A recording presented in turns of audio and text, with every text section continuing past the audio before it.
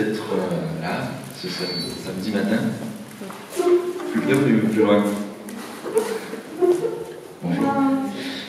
Pour cette officiellement première conférence du cycle Expérience de paysage en Méditerranée 2019. Quand on a diffusé sur cet événement, le cycle Expérience de paysage évolue petit à petit. Au départ, la vocation de ces conférences, ce débat a été d'inviter une personnalité du paysage pour témoigner d'un parcours long. Aujourd'hui, on est en train de diversifier notre offre, et donc aujourd'hui on invite un territoire, un grand paysage, celui du parc naturel régional de la Sainte-Baume. On va dérouler très vite toutes les présentations. Cette conférence est organisée par la Fédération française du paysage PACA Corse. On est hébergé à la Maison d'Architecture et de la Ville, toujours. C'est un grand merci, filmé par Images de Ville. On continue. Je remercie vraiment, on le fera après, mais je remercie vraiment tous les intervenants de cette conférence qui ont synthétisé en 10 minutes des mois entiers de démarches de projet de paysage, de démarches en cours surtout. Donc on a ouvert la boîte à outils du projet de paysage, c'est ce qu'on va voir ce matin. Je remercie également la librairie Invernon qui propose des livres sur le territoire de la Sainte-Baume et le paysage aussi. Donc on a des restes de la dernière conférence du mois dernier d'Olivier Philippi et plein d'autres références super intéressantes pour poursuivre un peu les débats. Et je remercie le partenaire Urba. Voilà. Je laisse la parole donc à Perrine Arfo, chargée de mission urbanisme et paysage au parc naturel régional de la Sainte-Baume, et Corinne Corbier de l'atelier AQUEM. Bonjour à tous. Donc effectivement, je suis chargée de mission aménagement, urbanisme et paysage au parc naturel régional de la Sainte-Baume. Alors je ne suis pas paysagiste. J'essaie justement d'amener de plus en plus le paysage dans la politique du parc.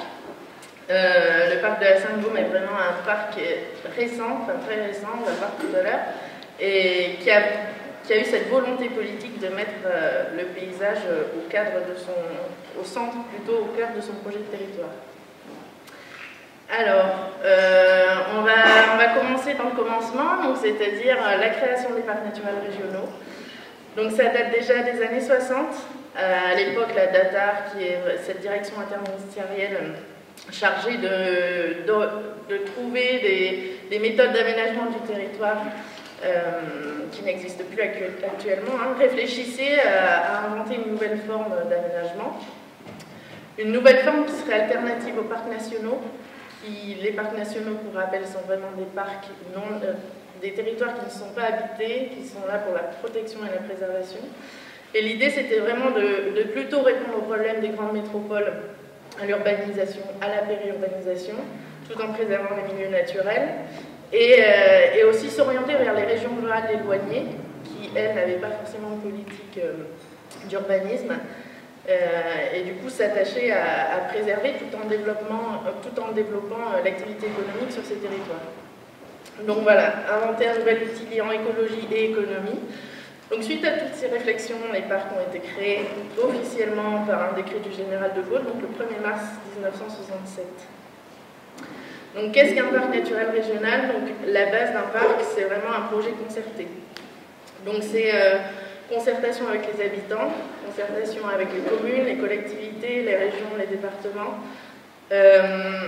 sur la protection et la valorisation des espaces ruraux, comme je disais tout à l'heure, et c'est vraiment des territoires qui sont reconnus pour leurs valeurs à la fois naturelles, culturelles et paysagères, et des territoires qui sont reconnus nationalement, mais aussi internationalement. Et la Fédération des parcs met en avant leur caractère d'expérimentation et d'innovation. Le principe, c'est vraiment d'expérimenter et d'ensuite transmettre ce qui marche aux territoires voisins et de se baser sur cette expertise pluridisciplinaire. Donc, c'est des disciplines qui sont tout autour du développement durable, donc agriculture, biodiversité, culture, économie, éducation, forêt, tourisme, urbanisme, paysage. De vraiment se forger et s'appuyer sur cette expertise pour innover et transmettre. Donc les critères de classement, un parc naturel régional, initialement c'était classé pour une durée de 12 ans. avec des possibilités de renouvellement. Et maintenant, ce délai est passé à 15 ans, parce qu'il faut vraiment du temps pour pouvoir classer un parc. On va le voir notamment pour la Sainte-Baume, ça a mis un certain nombre d'années. Donc les critères vraiment de classement, c'est la qualité du patrimoine, un périmètre qui soit cohérent et pertinent par rapport à une identité propre d'un territoire, donc ça Corinne l'expliquera tout à l'heure. La qualité d'un projet qui répond aux enjeux d'un territoire et l'adhésion vraiment des collectivités. Voilà. Donc en France, voilà le paysage des parcs naturels régionaux. Donc c'est 53 parcs, 15% du territoire français, sachant que le territoire de la Sainte-Baume est le 52e parc, qui a été classé en décembre 2017. Et le 53e, le petit dernier, c'est le parc naturel régional de l'Aubrac. Sachant qu'il y a encore une dizaine de parcs en projet. L'idée, c'est pas de les... Enfin, le ministère répète que l'idée, c'est pas de les multiplier à l'infini, parce que c'est quand même des territoires d'exception. Mais on ne se met pas de seuil maximum, c'est vraiment en fonction des projets de développement des territoires. Donc, il y a une petite vidéo qu'on va vous passer, qui rappelle vraiment le fonctionnement d'un parc, et qui est plutôt intéressante, qui dure juste 2-3 minutes.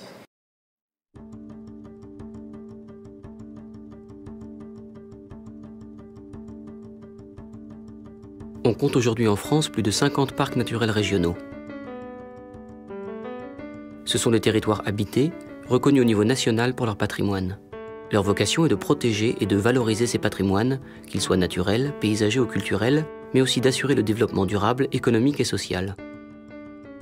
Leur classement est validé par un décret du Premier ministre, car il s'agit d'un projet local, mais c'est aussi une marque nationale, propriété de l'État. Un parc naturel régional est un espace ouvert. Il n'a pas de pouvoir réglementaire, et c'est pourquoi on y pratique, peut-être plus qu'ailleurs, la concertation. L'état d'esprit d'un parc naturel régional n'est pas de contraindre, mais de convaincre. Un parc naturel régional se dote d'un projet de territoire en matière de développement, d'aménagement et de préservation du patrimoine, la charte du parc, qui est approuvée par chacune des communes, des collectivités territoriales et par l'État. Cette charte est valable 12 ans. À son issue, le parc remet donc en question son label et réfléchit de nouveau à ses grands objectifs. Un parc réunit en moyenne 86 communes. C'est une bonne échelle pour partager des projets. Les collectivités qui composent un parc, les communes, les EPCI, les départements, les régions, forment un syndicat mixte dont les délégués siègent au comité syndical. C'est là que se prennent les décisions. Le comité syndical élit un président et un bureau et met en place des instances de concertation, commission de travail, conseil de développement, conseil scientifique. Ces élus décident des actions et confient leur réalisation au personnel du parc et à leurs partenaires. Mais le rôle du parc n'est pas d'agir seul, c'est plutôt celui d'un animateur, aider des projets à se concrétiser, chercher des solutions ou des financements. Comme le syndicat mixte ne prélève pas d'impôts, le financement des actions vient de ses membres et des subventions qu'il obtient sur ses projets. Son financeur le plus important est le conseil régional. Le parc a un effet levier. Pour 1 euro collecté au niveau de son territoire, ce sont en moyenne 10 euros qui viennent de l'extérieur. Reste à agir. La loi confie 5 missions aux parcs naturels régionaux. L'information, la protection des patrimoines, l'aménagement du territoire, le développement économique et social, l'expérimentation. Mais chacun propose des projets, crée et expérimente. Les parcs sont un grand vivier d'idées et d'innovations pour un avenir durable.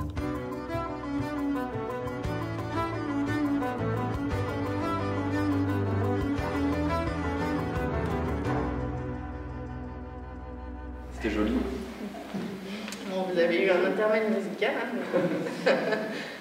Alors voilà quelques exemples d'actions de parc en matière de paysage. Donc en général, c'est centré sur stopper la banalisation des espaces ruraux et périurbains, accompagner les territoires vers un urbanisme de qualité et pas faire l'urbanisme juste pour faire l'urbanisme, mener des initiatives pilotes, comme on disait tout à l'heure, et concilier développement local et préservation du cadre de vie. Donc des exemples d'actions que mènent les parcs, c'est l'accompagnement des collectivités pour l'élaboration de leurs documents d'urbanisme, c'est aussi rendre des avis sur les projets d'aménagement et les documents d'urbanisme, contribuer à la conception des projets d'aménagement pour essayer de convaincre les porteurs de projets d'avoir des projets plus qualitatifs.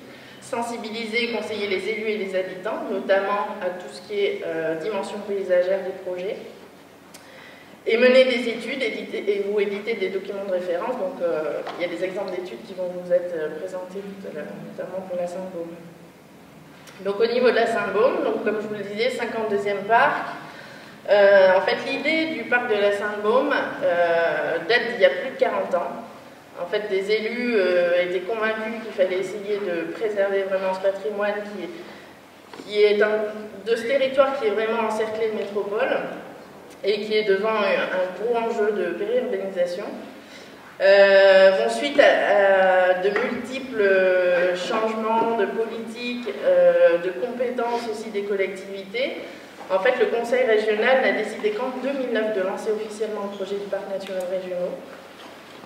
Et le syndicat mixte de préfiguration du parc a été créé en 2012.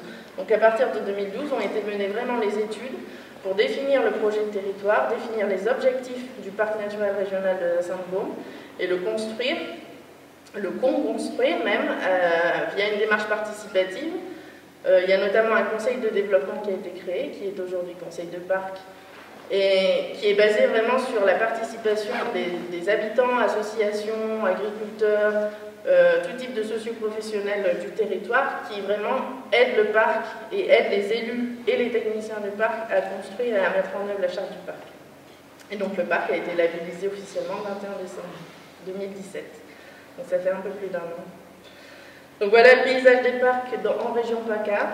Donc il y a 8 parcs actuellement labellisés. Il y en a un projet, c'est le parc naturel régional du Mont-Ventoux.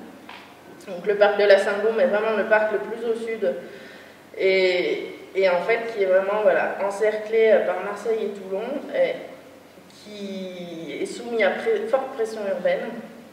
Donc c'est 26 communes, 58 000 habitants. Donc Corinne détaillera un peu le territoire tout à l'heure et comment a été défini ce périmètre du parc. Et donc pour rappel, si vous ne connaissez pas la Sainte-Baume, c'est vraiment ce lieu de pèlerinage spirituel du fait de la présence de la grotte, le paysage identitaire, c'est vraiment la Hêtrée au pied de la grotte de Sainte-Marie-Madeleine. C'est une destination touristique d'envergure nationale, voire internationale, vu le nombre de bus qui débarquent à Plan-Nops. Un espace plébiscité pour la pratique des sports, vraiment un important réseau de gouffres, grottes et rivières, on l'appelle le château d'eau de la Basse-Provence. Et une forêt omniprésente qui couvre 70% du territoire, qui a été labellisée d'ailleurs forêt d'exception l'année dernière.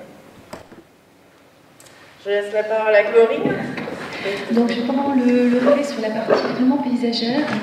Donc Corinne Corbier, je suis paysagiste, j'ai commencé à travailler sur le territoire de la Sainte-Baume à partir de 2013.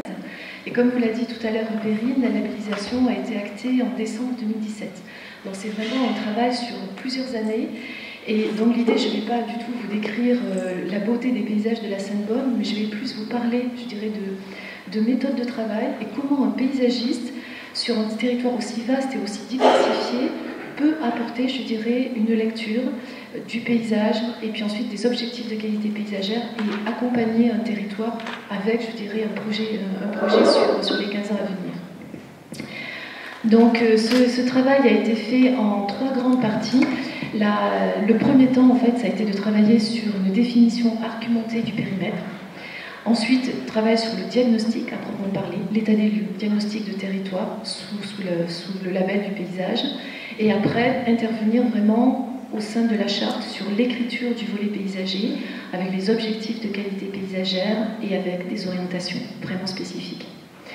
Alors, en termes de méthode de travail, j'ai envie de dire finalement c'est une méthode qui est relativement classique. Simplement, les spécificités, ça a été de pouvoir travailler vraiment avec l'équipe du parc, puisque le syndicat mixte existait. Il y avait déjà une équipe de chargés de mission qui était présent. Donc en plus du travail vraiment de paysagiste, à savoir bibliographie, visite de terrain, analyse technique, analyse sensible, cette approche a été croisée avec l'équipe du parc qui était déjà présente et surtout avec des ateliers participatifs, des ateliers de territoire. Et c'est, je dirais, ce travail, cette double approche est venu à la fois renforcer certains éléments qui étaient issus d'une analyse technique, mais aussi a permis de le compléter, de l'enrichir et de le partager. Et je pense que c'est vraiment le point qui est important. Et après, tout ce travail, effectivement, a été fait aussi en collaboration avec les élus, étape par étape. Donc si je reviens sur le premier point, qui était la définition du périmètre, donc vous avez là une carte avec beaucoup de traits de toutes les couleurs, donc qui peut être un peu surprenante. Ce qu'il faut retenir en fait dans la partie centrale, le trait bleu, c'est la montagne Sainte-Baume. Je dirais c'est vraiment le noyau du territoire. Il faut imaginer cette grande crête qui se prolonge à l'est par des plateaux, qui elle-même, au nord et au sud, se détachent de plateaux perchés et qui ensuite ont aussi, je dirais, leur rapport avec des reliefs très marqués. Donc de ce noyau central, la question qui était posée, quels sont les territoires, quel est l'écrin que l'on peut rattacher à cette montagne de Sainte-Baume pour avoir un projet de territoire? Et là, on a travaillé de façon, je dirais, très, très cartésienne. Est-ce qu'il y a une continuité de territoire avec la montagne Sainte-Baume? Est-ce qu'il y a une visibilité avec la montagne Sainte-Baume? Une fois que ces deux critères ont été appliqués, on a travaillé d'un point de vue paysager, structure paysagère, ambiance, motif, relations visuelles, etc. Et ensuite, ça a permis à la fois de confirmer certains territoires et d'éliminer certains autres. En particulier, je dirais, des unités paysagères départementales qui ont leur propre aura, leur propre reconnaissance, tout de suite ont été dégagées, je dirais, de cet environnement pour ne garder que l'écrin aux abords de la montagne Sainte-Baume. Ça, c'est le travail qui a été fait sous l'angle du paysage. Il faut imaginer que pour d'autres thématiques, le même travail a été fait. Et ensuite, il y a eu recollement de ces différents périmètres et, in fine, après, l'adhésion des communes. Et donc, le dernier périmètre qui est celui de label du parc, c'est le périmètre qui est en rouge. Vous voyez, il y a vraiment, je dirais, toute une succession d'allers-retours de travail, d'argumentation pour définir ce périmètre. Alors avec juste deux photos pour quand même se mettre, je dirais, quelques images dans la tête. Donc le paysage emblématique, bien évidemment, c'est cette grande falaise avec sa hêtraie qui est au pied, qui est au nord, et puis la grotte et la chapelle. Et dans l'écrin, les paysages vraiment caractéristiques sont des paysages de plateau ou des paysages de plaine avec vraiment des ambiances méditerranéennes très marquées. On a aussi beaucoup d'espaces qui sont des espaces naturels avec du karst, avec des dolomies. C'est vraiment le fil conducteur de ce territoire. Et ensuite, tout un nuage de villages qui ont des centres anciens, qui sont vraiment des centres anciens, je dirais, souvent d'origine médiévale et de très grande qualité, et très, très méditerranéens, très provençaux. Alors, je reviens sur la notion des ateliers participatifs, parce que ça a été quelque chose qui a été important dans l'écriture de la charte. On a pu partager avec les personnes qui étaient invitées, on a pu parler effectivement d'ambiance, d'identité, de ressenti. On a parlé également beaucoup de tout ce qui était évolution des paysages et aussi des objectifs de qualité paysagère. Et à cette occasion, là je vous ai sorti une diapo avec un nuage de mots. C'est vrai que pour parler de la Sainte-Baume, ce qui revenait le plus souvent, d'abord c'est une montagne sacrée. Je pense que c'est vraiment ce qui fait la différence entre la Sainte-Baume et d'autres grands massifs de notre région PACA. Et lié à cette montagne sacrée, c'est vrai qu'on a Marie-Madeleine, on a des questions de mystique, de druides, de secrets, de forêt de rois, on a des pèlerinages, et puis aussi après tout ce qui est vraiment lié au milieu naturel, à l'eau, château d'eau de la Provence, Provence verte, et puis aussi des choses qui sont plus méconnues, tout un passé industriel qui justement était lié à l'utilisation de l'eau. Donc voilà un petit peu, je dirais, le travail qui a été fait avec les ateliers participatifs qui sont venus compléter le travail technique. Ça s'est traduit par, je dirais, des cartographies, ça s'est traduit par donc, beaucoup de photos. Là, vous avez par exemple le semis de points et d'éléments qui sont des éléments identitaires. Il est bien évident qu'en étant, je dirais, paysagiste, en intervenant sur une mission, même si c'est une mission sur un temps assez long, il y a des choses qui se relèvent, il faut presque habiter le territoire et le pratiquer à pied pour vraiment pouvoir l'identifier de façon très très fine. Et ces ateliers ont permis justement tout ce travail de récollement d'informations. On a également travaillé sur tout ce qui était la production des artistes, parce que la montagne Sainte-Baume inspire, et également sur tout ce qui était les représentations sociales et l'image médiatique. Et c'est vrai que là, on s'aperçoit que c'est quand même un grand massif provençal. C'est un paysage qui a une aura vraiment remarquable et qui mérite vraiment un projet de territoire. Donc tout ce travail d'analyse, de partage d'informations a permis de déboucher de façon très technique sur la définition des unités paysagères. Donc 19 unités paysagères pour chacune. Alors je ne vais pas vous le décrire dans le détail, mais pour chacune d'elles, effectivement, on a des explications sur les caractéristiques de ces unités, la façon dont elles évoluent, leur localisation, leurs caractéristiques, etc. Ça, c'est vraiment la partie diagnostique. Et ensuite, on s'est intéressé également à l'évolution de ces paysages. Alors, l'objectif n'est pas du tout de faire, je dirais, une approche très passéiste en disant « là, c'était beaucoup mieux avant, etc. » Non. L'objectif, c'est d'essayer d'identifier, en fait, les mécanismes d'évolution pour pouvoir mieux se projeter, je dirais, dans l'avenir. Faire en sorte que les paysages, pour les générations à venir, ou nos enfants, nos petits-enfants, ne soient pas des paysages subis ou induits, mais que ce soit vraiment qu'ils correspondent à un vrai projet de territoire. Donc là, vous avez systématiquement 2 photos où on voit qu'il y a une centaine d'années en arrière, le territoire de la Sainte-Baume était un territoire vraiment très provençal, des petits villages, un territoire rural, beaucoup de restanques. Et avec la déprise agricole, avec l'urbanisation, ces paysages effectivement ont muté. Et les phénomènes de mutation en fait se sont accélérés depuis, je dirais, une quarantaine d'années. On s'aperçoit que l'urbanisation, qu'elle soit sous forme de lotissement, d'habitat diffus, de zones d'activité, d'entrée de ville, ont vraiment, quelque part, à certains endroits, vraiment banalisé le territoire. Il y a aussi la question de la déprise agricole, de la gestion forestière. On est sous climat méditerranéen avec vraiment de gros enjeux de feux de forêt l'été. Et puis, il y a eu aussi une dynamique assez forte d'exploitation du photovoltaïque sur les 8 dernières années à peu près.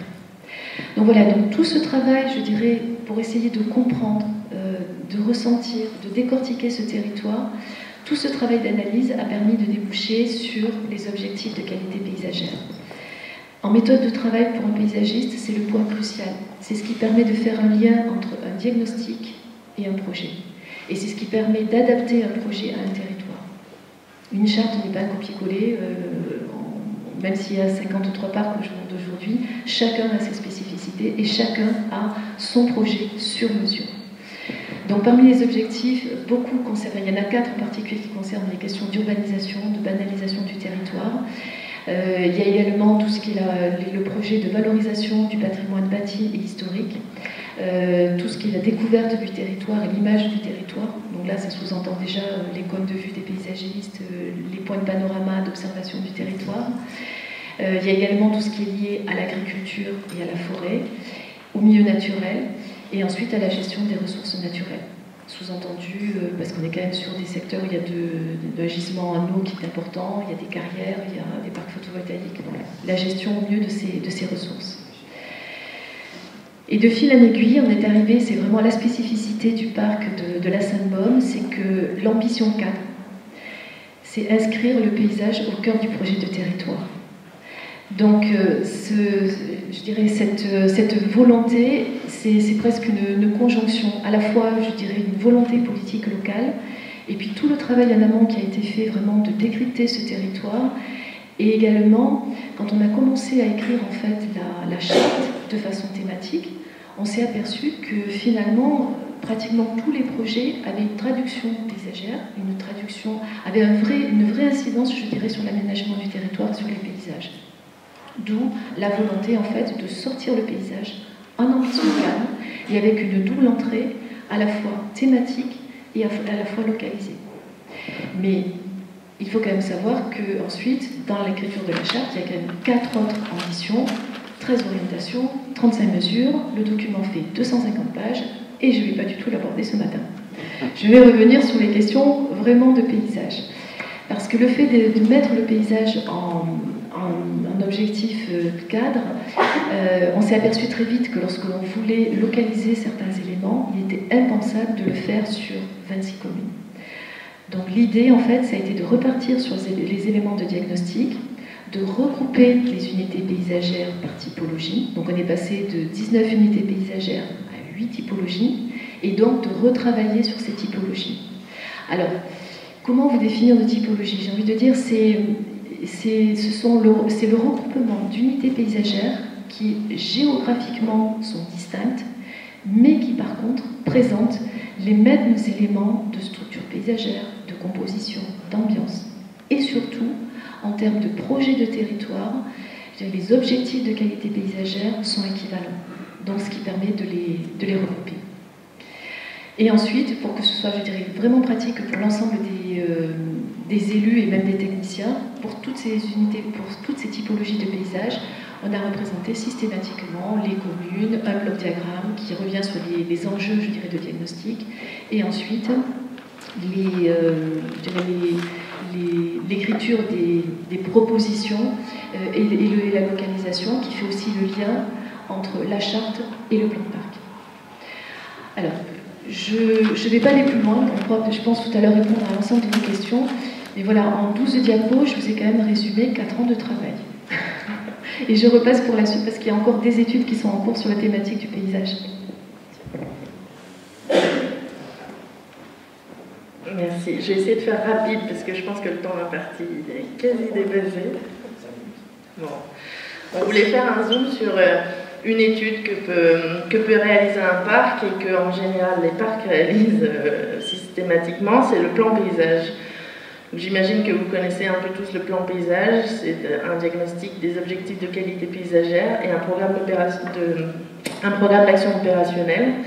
Et là, on a voulu vraiment cibler un plan de paysage qui réponde aux problématiques du parc, c'est-à-dire qui répond à la banalisation du paysage urbain, comme l'a dit Corinne, notamment des entrées de villes et villages et des abords routiers. Et essayer aussi de lutter contre l'artificialisation des espaces naturels et contre l'apparition de points noirs paysagers. Donc vraiment, on a ciblé ce plan de paysage sur 2 objectifs, c'est requalifier les entrées de villes et villages et valoriser les 10 portes d'entrée sensibles du parc. Donc je vais vous expliquer un peu ce que sont les portes d'entrée sensibles du parc. Donc voilà, les ambitions, c'est vraiment de répondre aux objectifs de qualité paysagère de la charte, d'essayer de continuer à développer cette culture de projet de paysage et d'initier, sensibiliser les élus à ça.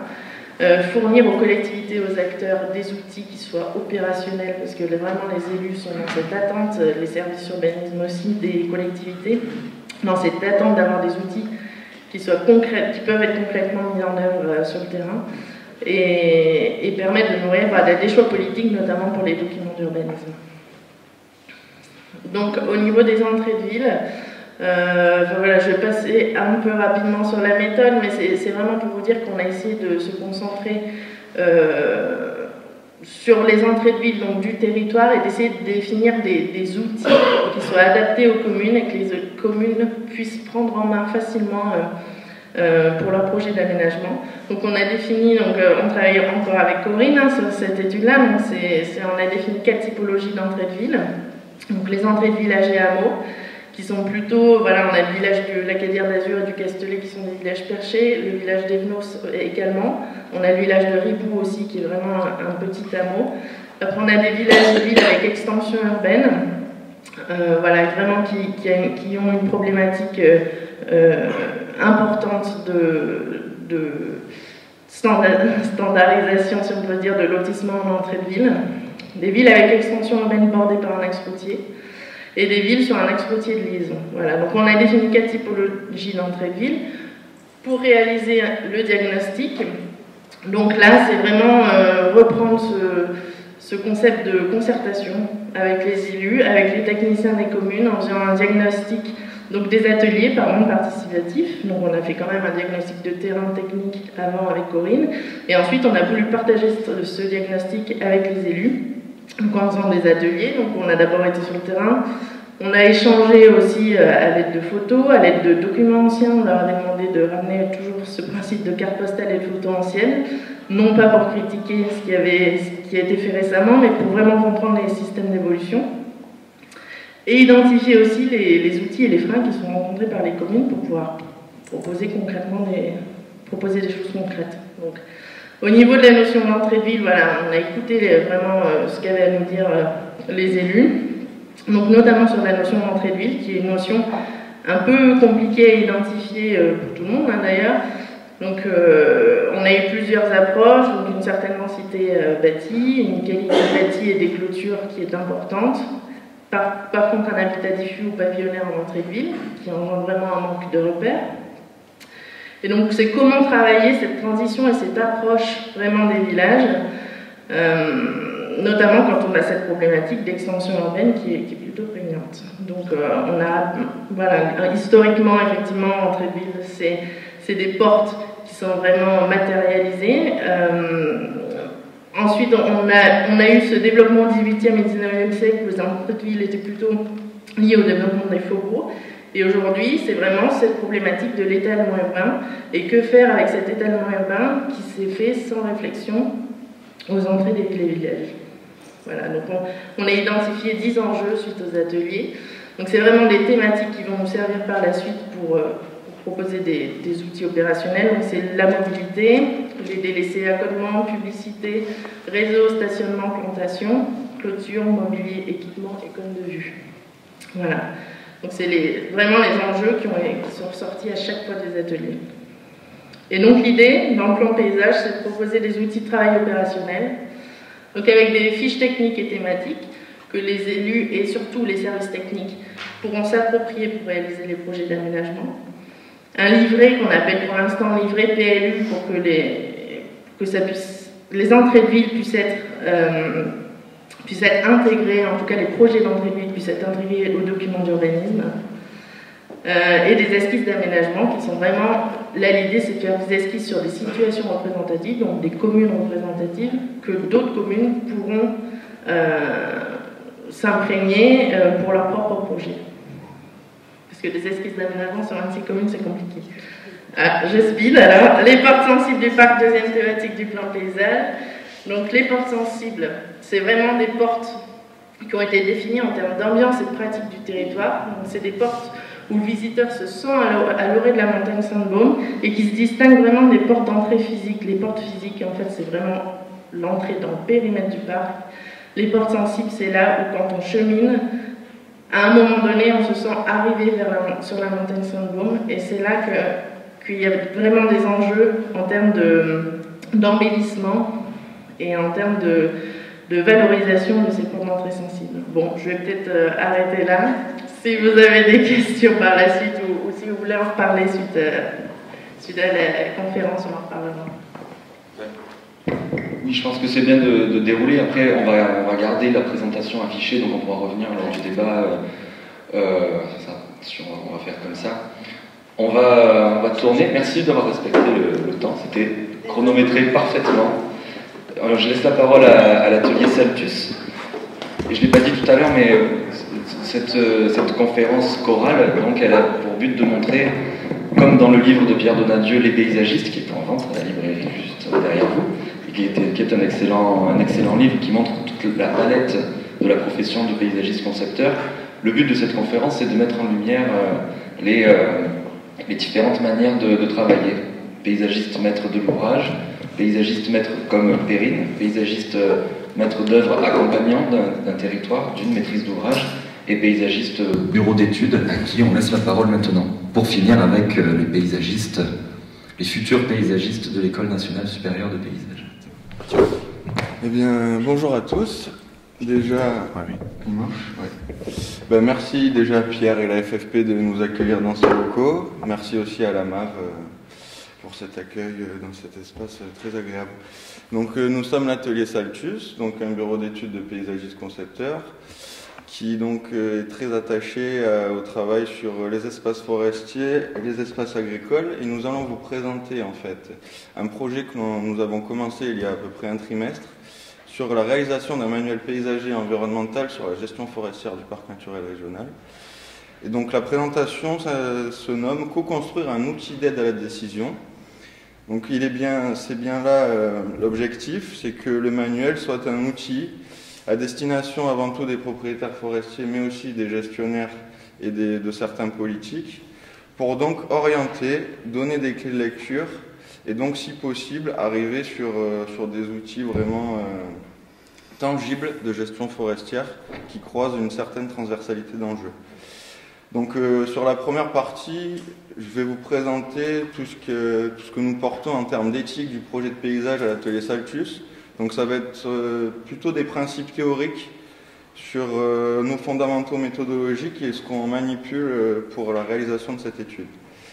Sur la deuxième partie, je vais essayer de vous présenter tout ce qui nous a servi à partager des valeurs communes et à nourrir le débat autour de certaines questions de biens communs sur le territoire. En essayant de vous présenter le plus clairement possible à quoi correspond pour nous le manuel pour la gestion forestière et donc comment nous construisons l'organisation des conditions du débat. Et enfin, pour ouvrir, on vous présentera un concept qu'on essaye de développer à l'agence, qui est le concept de jardinage territorial, ou comment nous pouvons, à travers la manipulation justement de certaines valeurs de biens communs, arriver à décrocher des leviers de projets de paysage. Bonjour à tous, donc Jordan Skrupak, je suis associé à Adrien Morini sur l'atelier Saltus. Donc la spécificité de l'agence, c'est qu'on a une double implantation en région, à Marseille et sur Brignoles.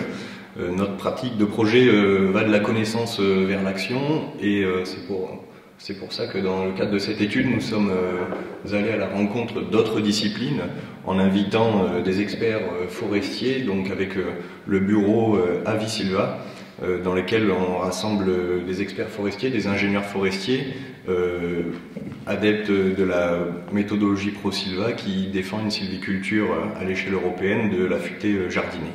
Donc les personnes qui nous accompagnent sont Nicolas Luigi, Victor Martin et Florian Dufaux. L'idée, c'est d'avoir des experts de terrain du territoire qui pratiquent une sylviculture en Méditerranée, et également qui ont la capacité de nous apporter des outils comme la cartographie SIG, qui sont des outils qui nous permettent de revenir à une échelle géographique qui installe l'échelle du débat. La philosophie de cette équipe, pour travailler avec le parc naturel régional de la Sainte-Baume, donc sur lequel nous avons Stéphanie Singh qui est chargée de projets sur la forêt, et Perrine qu'on a vu tout à l'heure sur la première présentation. Donc la philosophie de l'équipe, c'est une transversalité de pratique. La démarche de projet qu'on adopte, c'est une vision spatiale de la géographie et qui introduit également des questions sociologiques et urbaines, donc. Une vision dynamique dans laquelle l'écologie et la sylviculture prennent place.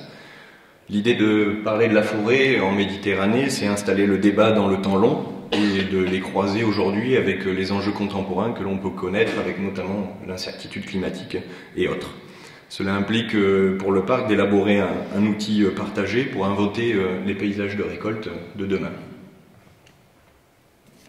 Donc, pour revenir à nos fondamentaux méthodologiques, donc, je vais vous présenter différentes thématiques sur comment on envisage à développer un propos et à essayer de le partager. Donc, la première démarche fondamentale, c'est l'articulation des échelles de réflexion, c'est-à-dire prendre en compte des enjeux qui nous dépassent pour les confronter aux réalités de terrain.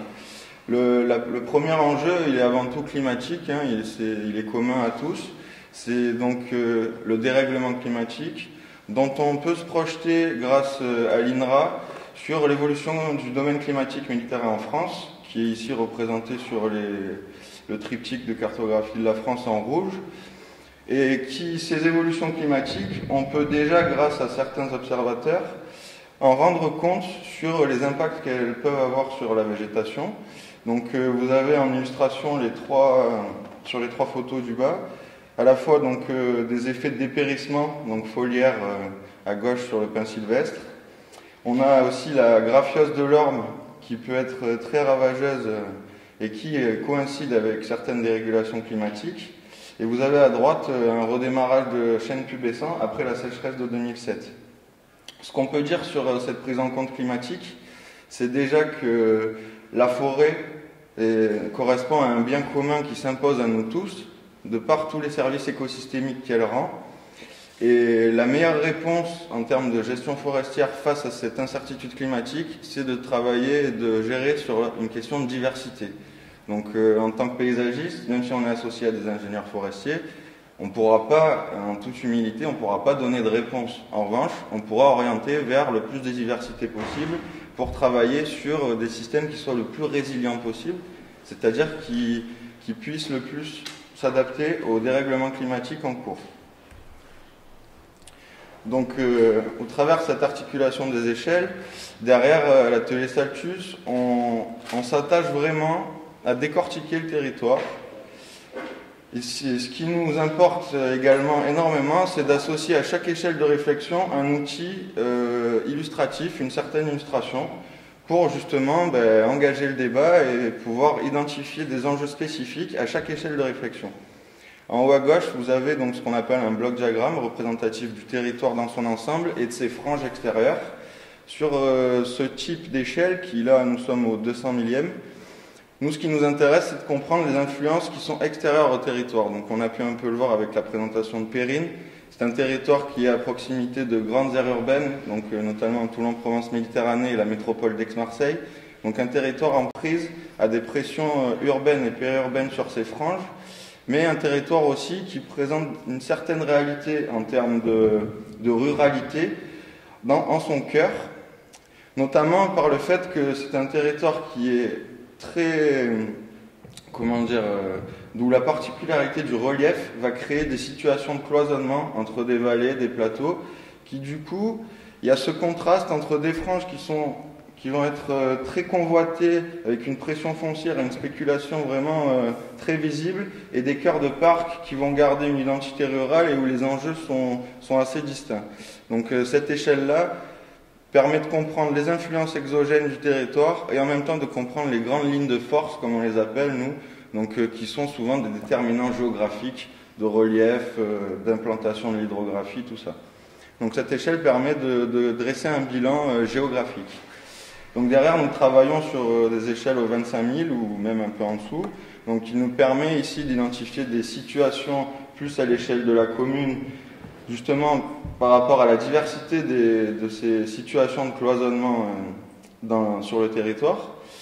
Enfin, nous descendons à l'échelle cartographique, où là on peut aller au 10 millième ou au 5 millième, où là il est question d'identification des interfaces, c'est-à-dire des lisières entre les espaces agricoles, habités et forestiers. Donc je ne m'attarde pas plus, mais il est très important d'identifier ces espaces de contact, la nature du contact, qu'il soit spatial et fonctionnel. Et enfin, la dernière échelle, c'est l'échelle 1, c'est l'arpentage sensible du territoire, afin de confronter les enjeux théoriques qu'on a pu évoquer en amont et voir ce qui se passe vraiment en termes d'expérience sensible de l'espace. Donc en termes de fondamentaux méthodologiques, nous avons l'habitude de toujours définir des clés de lecture qui seront nos bases des théoriques aussi, mais nos bases d'analyse du territoire et nos bases de transcription par la suite. Donc ici, pour faire très vite, vous avez la carto du bas donc, qui illustre ce dont je parlais juste avant, donc c'est-à-dire les pressions urbaines des agglomérations en périphérie du parc. Et les grands enjeux qu'il faut retenir, c'est la carto donc que vous ne voyez pas très bien, mais je vais vous l'expliquer. Donc c'est une carto qui nous est extraite de l'Observatoire de la forêt méditerranéenne et qui en fait met en évidence que les forêts du parc naturel régional de la Seine-Baume se situent à moins de 10 km des espaces des agglomérations urbaines. Donc on le verra peut-être avec les étudiants par la suite. Les étudiants nous parlent d'un grand espace de nature métropolitain. Donc l'enjeu est bien là, c'est que on pourrait quasiment parler d'un énorme parc métropolitain. En termes de clés de lecture, on a 70% de surface forestière sur le parc naturel régional. Donc là, on va atteindre un paradoxe. C'est qu'on l'a vu tout à l'heure, j'ai parlé que nous considérons les espaces forestiers comme un bien commun. Sauf qu'aujourd'hui, la réalité sur le territoire, c'est que ces espaces forestiers sont en majorité privés. Donc le paradoxe est comment orienter des espaces considérés comme bien communs sur l'échelle climatique, sur l'échelle des services écosystémiques, mais qui sont foncièrement privés. Donc c'est pour ça que là, il est très important de définir un outil qui soit accessible à tous, au niveau du portée à connaissance et des outils opérationnels, que ce soit à destination des propriétaires ou des politiques des gestionnaires. On va travailler un outil donc à l'articulation de ces différentes dimensions. Dernière clé de lecture qui est quand même non négligeable, c'est sur le risque incendie sur le territoire. 80 départs de feu sur la période 2004-2012. Le risque incendie, c'est un critère clairement inclusif de toutes les populations. Il concerne toutes les communes sur le territoire et ça fait partie des leviers de projet de paysage pour engager un débat. Donc après l'articulation des échelles qui est pour nous fondamentale, Voilà, je vais aller très très vite alors. Donc deuxième fondamentaux, la prise en compte du temps long. Simplement ici, c'était pour vous présenter une méthode de travail qui est l'analyse diachronique, donc la confrontation de différentes photos pour définir une dynamique. Ici, on est sur de la dynamique humaine. Encore sur la prise en compte du temps long, vous avez ici une illustration qui correspond au temps écologique, au temps de croissance de la forêt, donc qui permet d'appréhender différentes phases qui peuvent être présentes sur le territoire, des phases pionnières, des phases de fermeture et des phases de maturité.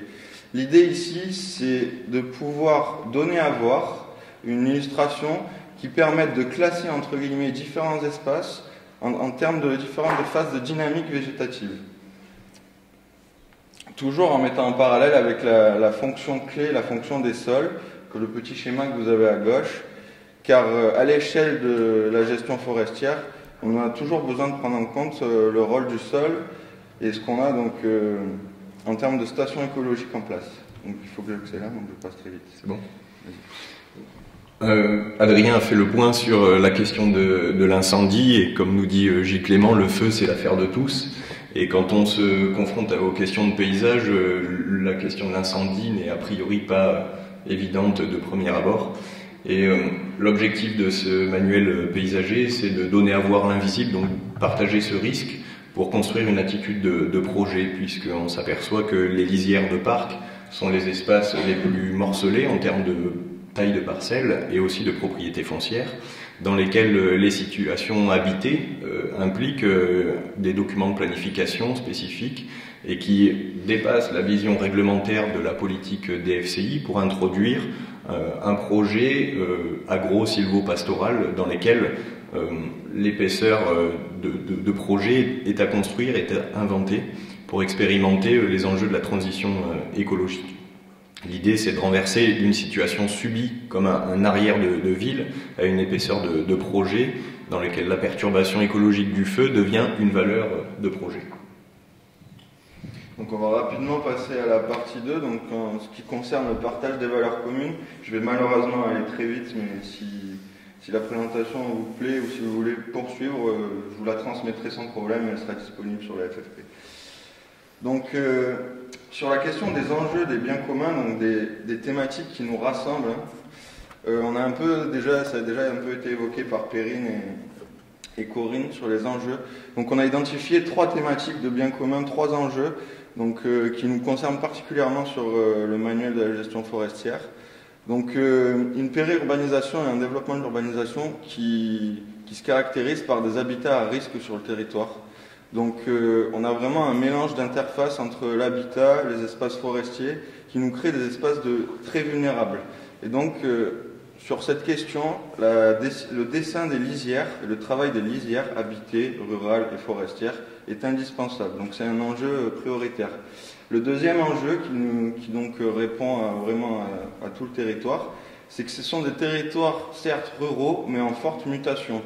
Donc dans ces territoires qui sont caractérisés par un relief majoritaire, ça va être les parties planes qui vont subir le plus de spéculation foncière. Sur la photo, vous vous situez à Cuges, qui est une partie, donc vraiment une identité géomorphologique spécifique du parc, et qui donc, on voit bien sur cette photo qu'on a une concurrence foncière entre une grue, des lotissements qui se créent, et donc on va avoir une forte spéculation foncière entre espace agricole, espace habité et espace forestier.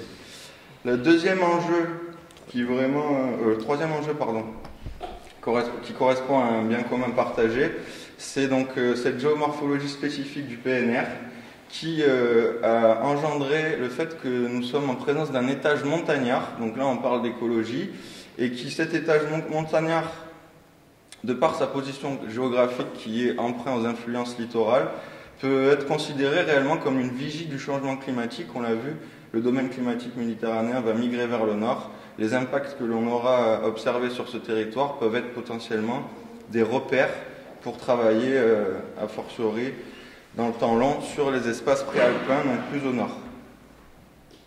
Un des biens communs qui caractérise ce parc, je voulais y revenir, je vais y revenir très vite, c'est la géomorphologie karstique de ce territoire. donc qui implique vraiment une organisation du territoire autour de reliefs, de crêtes et de fonds de vallon, et qui surtout implique des potentiels hydriques, donc une répartition de l'eau sur le territoire très spécifique, à savoir qu'il y a très peu d'eau en surface, et par contre une énorme richesse aqueuse au niveau de l'eau souterraine. Donc c'est ça qui va nous créer vraiment cette diversité de paysages. C'est la question de l'épaisseur de sol et des potentiels hydriques. Donc je vais rapidement passer sur la visite entre guillemets du territoire. Là, c'était simplement pour revenir sur le fait que ce territoire, c'est avant tout un territoire de ressourcement, mais aussi un territoire ressources. Donc je l'ai dit, la géomorphologie spécifique engendre des paysages de crête et des fonds de vallon très caractéristiques. Je vais m'attarder, on va finir sur ça, je m'attarde sur les deux dernières diapos. Donc vraiment sur la définition du manuel que l'on veut comme un outil d'aide à la décision. Le but étant vraiment d'aider les propriétaires et gestionnaires à choisir des chemins, un peu comme une boussole, à partir d'un diagnostic et d'un portage de connaissances vers vraiment des outils opérationnels d'action. Donc l'objectif, c'est à partir d'un diagramme radar ou d'une certaine boussole, c'est encore en construction, c'est de permettre d'identifier différentes fonctions dominantes sur un espace forestier. Donc ça peut être une fonction protectrice, économique, écologique ou sociale.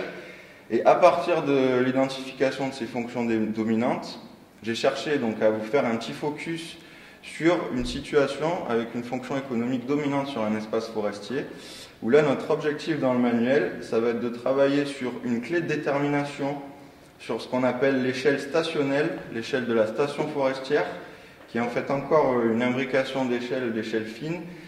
Cette échelle, elle permet de confronter trois notions, c'est-à-dire réfléchir à l'effet climatique, l'effet du sol et la dynamique végétative. Donc l'objectif pour nous dans le manuel, c'est de pouvoir apporter ce type de document, une clé de détermination qui va orienter chaque propriétaire sur une typologie de station forestière. Et après, on devra on va créer des fiches qui donc seront des fiches de synthèse sur la localisation, le sol, le substrat, les plantes indicatrices et différentes essences pour orienter le gestionnaire ou le propriétaire vers une certaine typologie de gestion. Conclusion. Je vais conclure du coup, désolé. Donc pour nous, les grands leviers de projets de paysage, c'est-à-dire les grandes thématiques qui rassemblent et qui nous permettent donc de débattre et de débattre de façon inclusive, c'est la prise en compte des risques, les risques saisonniers, donc que ce soit le risque inondation ou le risque incendie, et la protection de la biodiversité. Deux grandes notions qui, quand elles sont mises sur la table, permettent d'échanger à tous les niveaux, que ce soit décisionnaire, opérationnel ou technique. Enfin, il y a en gros 5 leviers que nous manipulons entre guillemets. Les 3 qui nous tiennent vraiment très à cœur, c'est ces 3 leviers que nous avons là. C'est-à-dire que pour travailler une résilience territoriale, il faut travailler une mosaïque de paysages. Donc je reviens sur l'importance du dessin des lisières, donc la gestion de ces interfaces habitat, forêt et espace agricole. Il faut travailler sur la question du temps long, c'est-à-dire le temps long comme valeur, que ce soit sur la fertilité ou sur la prise en compte des travaux scientifiques, opérationnels qui ont été faits avant. C'est-à-dire qu'il y a vraiment, quand on arrive sur un territoire avec un projet de paysage, entre guillemets, qui cherche à être nouveau, novateur, il y a quand même ce besoin d'inscription dans le temps long. Sur ce point-là, je voulais juste revenir à la question du bon sens paysan. C'est-à-dire que si on veut travailler sur une gestion forestière durable ou écosystémique, quand on en parle, il faut revenir un peu à des notions de bon sens, dans le sens où il faut se détacher de la vision urbaine qui est majoritairement orientée sur la domination de la vue en termes de perception et en termes de jugement. Et il faut plus travailler à une démarche sensible qui monopolise un peu d'autres sens. Et c'est pour ça que l'arpentage du territoire est un très bon moyen de confronter la portée théorique et les réalités de terrain.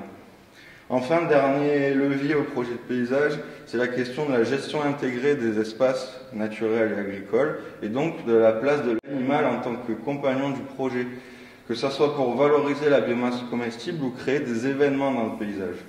Donc ça, c'est très important pour rentrer en continuité avec l'histoire culturelle des paysages méditerranéens, qui est une histoire qui est ancrée sur le trio agro-silvo-pastoral.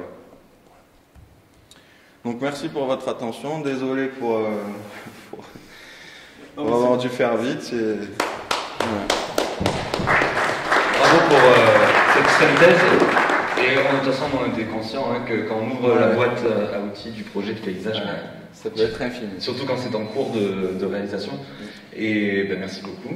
J'invite l'école du paysage à prendre place. Et peut-être tandis que le directeur reste à la place, tu veux nous faire un mot d'introduction, quatrième figure du paysagiste, le paysagiste en puissance, l'étudiant paysagiste. Bonjour, merci. Je ne vais pas aller avec les étudiants qui m'excuseront les difficultés à me déplacer. Je suis Mathieu Montier, enseignant de projet à l'école du paysage Versailles-Marseille, responsable du site de Marseille. Donc juste avant de laisser la parole aux étudiants, déjà remercier évidemment la FFP, la MAFPACA de cette invitation ce matin, les étudiants aussi qui viennent présenter leurs projets en dehors des temps de pédagogie. Simplement dire que cet atelier se situe dans une séquence comme l'atelier Saltus en parlait tout à l'heure, qui s'intitule Grand espace de nature métropolitain. Une séquence qui s'est déroulée entre la Toussaint et Noël 2018, qui a duré 7 semaines, un temps très court pour les étudiants sur un territoire aussi vaste. Cette séquence, donc, qui mélange un atelier de projet et des apports de connaissances, on va dire plus spécifiquement en écologie sur cet atelier, c'est focalisé sur les franges du parc. Donc un des points du plan dans le paysage qui sont la question des portes sensibles et des portes physiques. Les étudiants ont travaillé sur cette épaisseur justement de transition entre la métropole habitée, urbaine, dans les vallées, et puis cette transition avec le massif.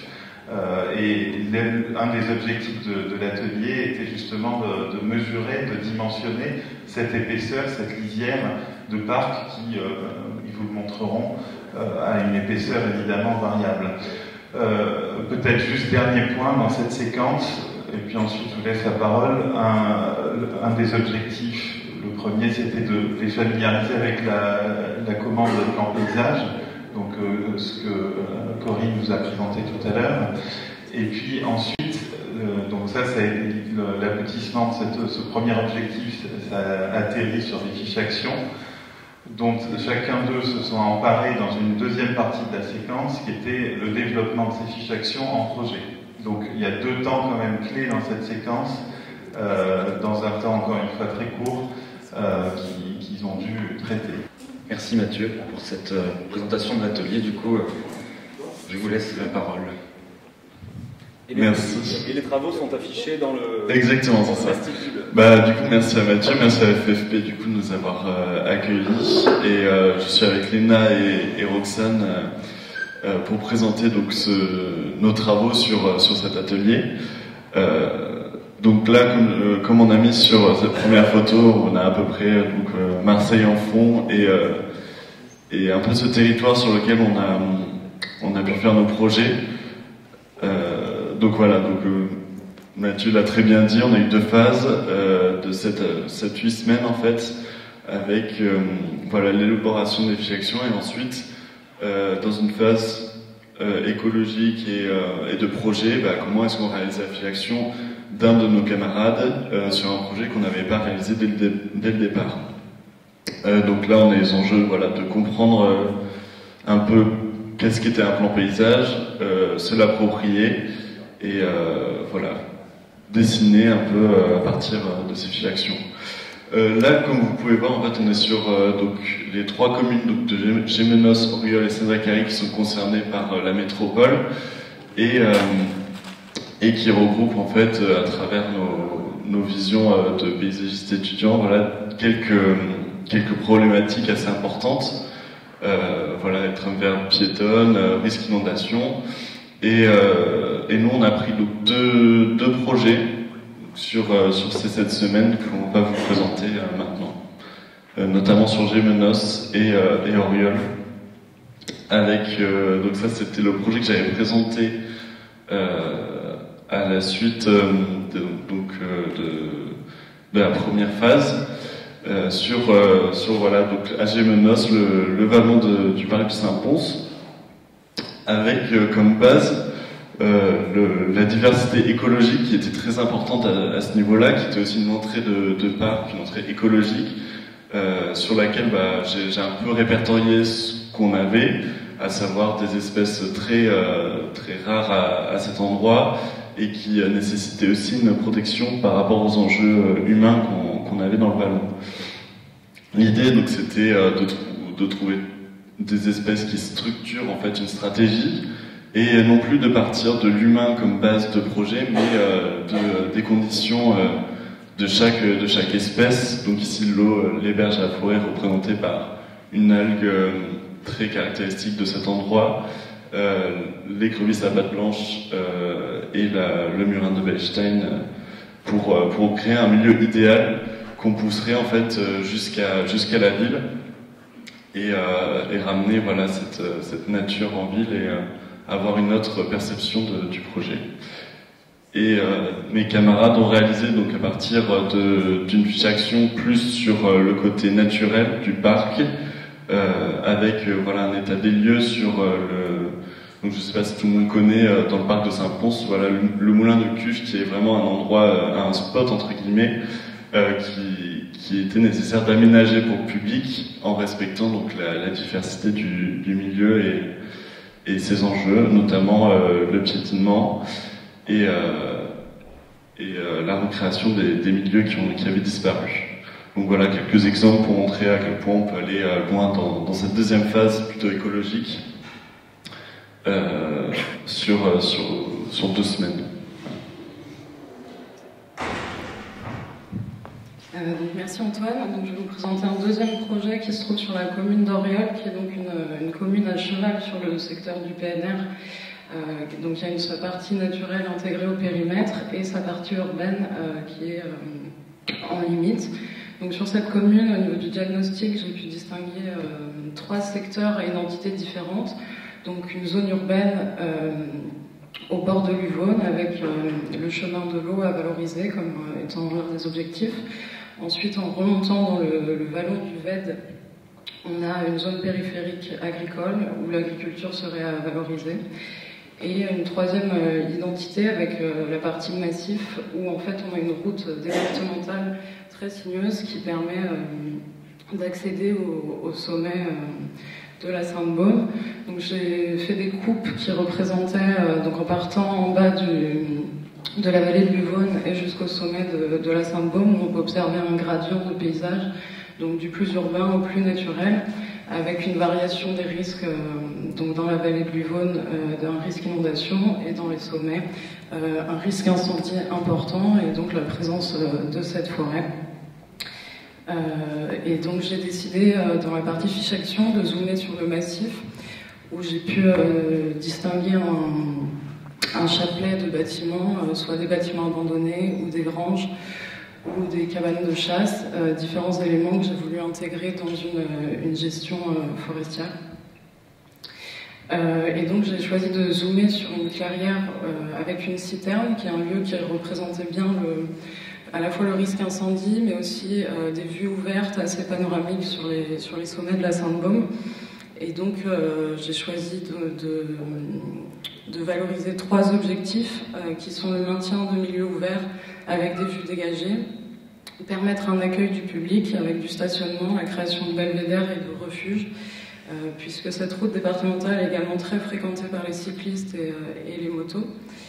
Et enfin, mettre en valeur les vues internes, comme les vues sur la citerne, comme élément exogène, et permettre des expériences de défrichage, de pastoralisme, ou voire de brûlis, pour montrer les différentes dynamiques de croissance végétale, d'ouverture et de fermeture des milieux.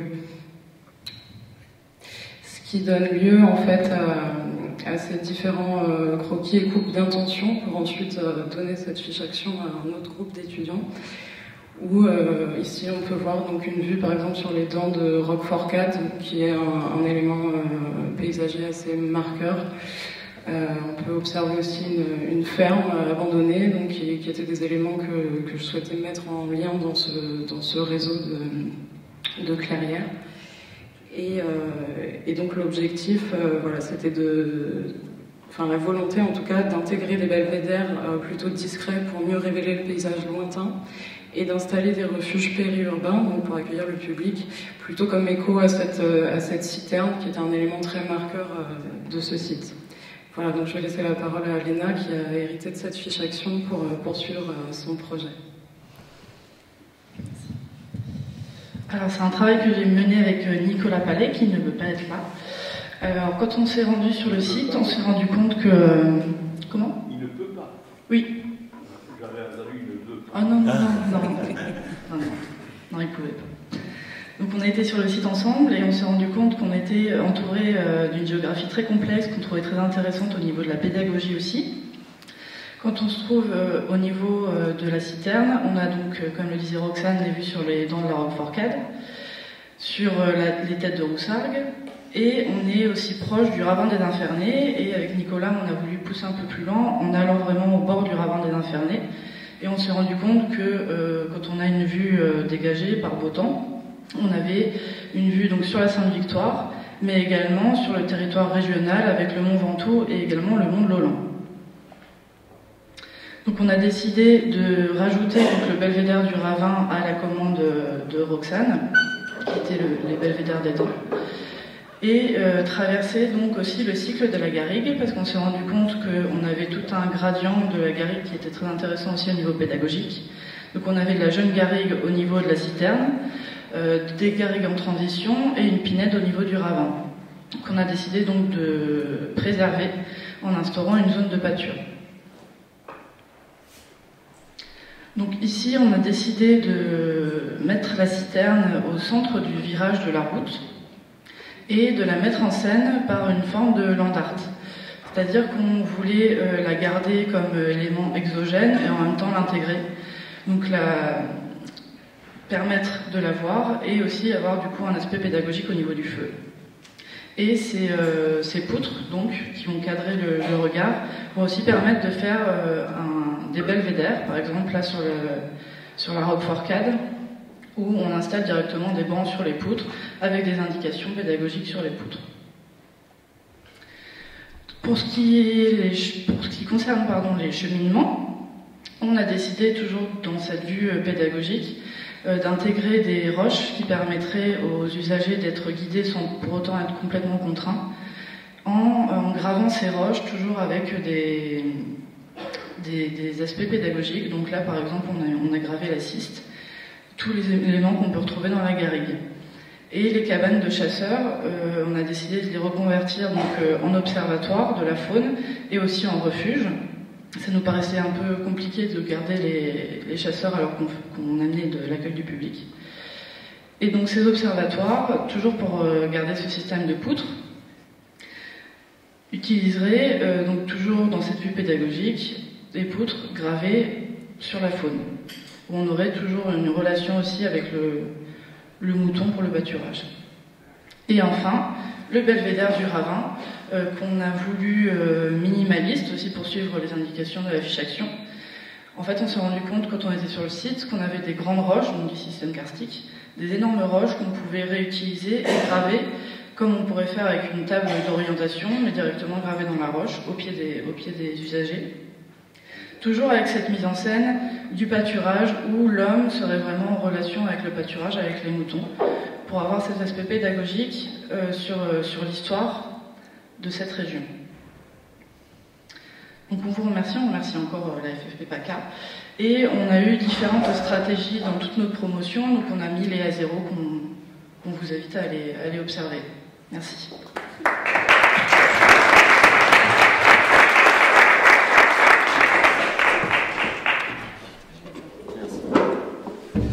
Donc voilà, on avait voulu, alors c'est vrai qu'il y a eu par moment certaines phases qui sont passées un peu vite. On avait voulu présenter sur ce même territoire différents modes d'action, différentes manières d'appréhender des problématiques. On a justement sur un projet qui se déroule sur le temps long, le PNR c'est à peu près 15 ans. On va laisser un peu de place au débat. Jean-Pierre, tu prends un petit peu le relais comme animateur sur ces éléments de débat, ou s'il y a des questions justement à poser. Bonjour, alors moi j'ai la chance d'être une habitante du plan d'Ops et j'ai beaucoup de questions forcément. Il y en a beaucoup qui concernent le côté réglementaire, alors c'est un petit peu barbant, mais en même temps au quotidien ce sont souvent des outils qui nous permettent de préserver des choses. Et donc plus particulièrement au niveau du risque incendie, je voulais savoir s'il y avait des réglementations, enfin il y en a une, mais est-ce qu'il était possible d'envisager justement, comme il avait été évoqué dans une des présentations, de l'adapter, notamment à l'espace boisé classé, parce que souvent, la réglementation, quand elle est appliquée de façon... la réglementation de débroussaillement, pardon, quand elle est appliquée de façon vraiment stricte, voilà, merci, elle va un petit peu à l'encontre de la préservation de la faune et de la flore. Et quelquefois, c'est même catastrophique, puisqu'il y a beaucoup d'endroits où on ne laisse que les pins et on coupe tous les jeunes houes et autres feuillus qui seraient quand même plus intéressants de conserver pour la lutte contre l'incendie. Voilà, donc c'est un petit peu particulier et précis. Et l'autre point, ça aurait été aussi de ce que vous pouvez faire comme développement au niveau réglementaire ou pas, pour que le paysage prenne plus de place. Ou alors je peux peut-être déjà garder cette question et en poser une autre après, je ne sais pas. Moi j'ai envie... Sur le débroussaillement. Non, ça marche pas. Si. Oui. Vous êtes dans une école de projet auprès d'un métier qui s'appelle paysagiste concepteur. Quand on est dans ce métier-là, on prend la contrainte, on essaie de la transformer en projet, et on vient aujourd'hui vous dire, et c'est l'exposé numéro 2 qui est venu le dire, comment aujourd'hui on prend le feu, on en fait un ami, et comment on compose avec. Donc le règlement qui nous pèse, et à force de réglementer la société, aujourd'hui on asphyxie tout, et la nouvelle génération se pose comme question, et si on laissait la règle de côté, et si on a inventé une nouvelle relation à la situation. Donc madame, vous habitez pas loin d'une forêt, comment aujourd'hui on peut vivre à distance de la forêt, vous avez entendu quel est le rôle de l'animal à l'intérieur de ça, et c'est en recomposant un nouveau rapport aux choses que l'on va pouvoir cohabiter dans un même territoire. Voilà la réponse d'un professionnel, 40 ans de métier, où on essaie sur Sophia Antipolis, où j'ai beaucoup travaillé. Aujourd'hui, il fut un temps, l'animal était chez lui à Sophia Antipolis. Et les chercheurs partageaient avec l'animal le plaisir d'être dans un lieu. Vous voyez, madame? Et du coup, comme la biomasse était consommée par l'animal, aujourd'hui, elle n'avait pas tendance à brûler. Donc, à un moment donné, ce qu'il faut, c'est réinventer un nouveau rapport et des nouvelles relations entre les éléments qui, ensemble, composent le paysage que vous habitez. Mais je vais laisser peut-être une réponse à faire plus précise en fonction de votre expérience.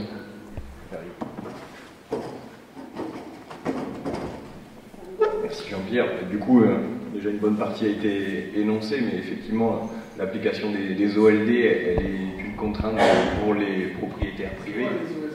Les OLD, ce sont les obligations légales de débroussaillement qui imposent aux propriétaires de débroussailler un périmètre de 50 mètres autour de leur habitation et de 10 mètres de part et d'autre de leur voie d'accès.